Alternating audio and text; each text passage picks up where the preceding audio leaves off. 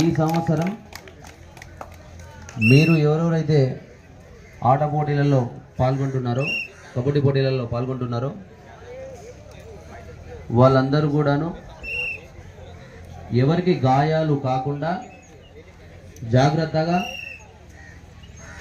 స్నేహపూర్వకంగా ఆడాలని కోరుతూ, ఎలాంటి వివాదాలకు తావివ్వకుండా కలిసిమెలిసి ఉండాలని కోరుతూ,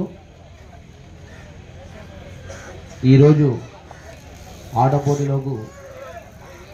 పోటీలు ఆడడానికి విచ్చేసినటువంటి ప్రతి ఒక్కరికి ధన్యవాదాలు తెలియజేస్తూ ముగిస్తాను.